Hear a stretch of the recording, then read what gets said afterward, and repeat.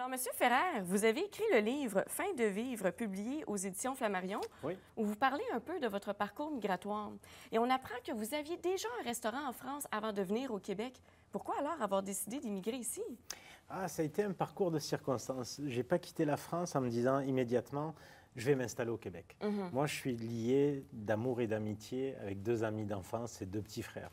Et on avait pris une semaine de réflexion pour venir, le hasard a fait au Québec, pour décider où c'est qu'on pourrait immigrer en France. Parce qu'on était dans le sud de la France, qui dit sud de la France et station balnéaire, estivale. Et on travaillait très fort en été et pas assez en hiver. Et un peu comme la cigale et la fourmi, ce qu'on gagnait l'été, on le dépensait l'hiver. Et on était un petit peu tannés. On voulait aller dans une ville qui bougeait à l'année longue. Et on avait choisi une semaine de vacances à Montréal pour réfléchir où on pourrait aller. Et c'est en venant, en découvrant Montréal, le coup de cœur, le coup de foudre. Et dans l'avion, au retour, on s'est dit, mais ne parlons pas de Paris, Bordeaux, Strasbourg, Lyon.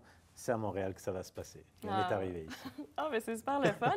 Mais est-ce que le Québec, c'est vraiment l'Eldorado dont parlent souvent les Français? Pas du tout. Non, hein? Pas du tout. Moi, j'ai troqué le bleu de la Méditerranée pour le bleu du Québec, mais un rocher au soleil pour un glacier au soleil.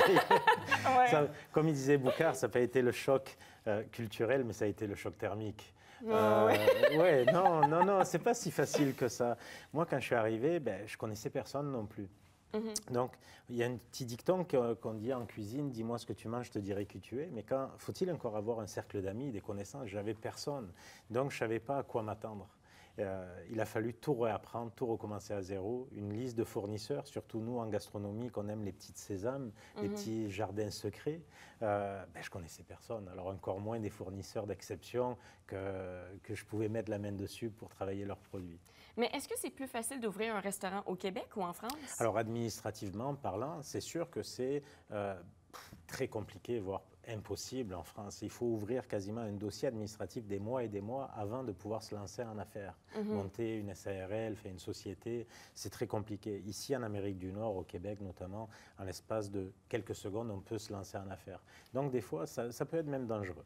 Mais quand même, ça n'a pas été si facile pour vous parce que vous avez dû avoir plusieurs emplois en même temps pour ouvrir votre premier restaurant à Montréal.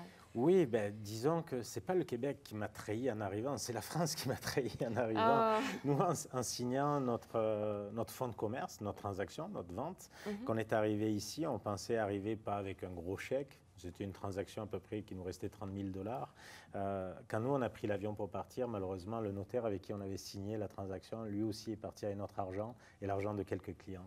Donc, on s'est retrouvés sans rien. Il a fallu tout recommencer à zéro. Mais ça a valu la peine parce que maintenant, votre restaurant est considéré dans les grandes tables du monde. Félicitations. Merci.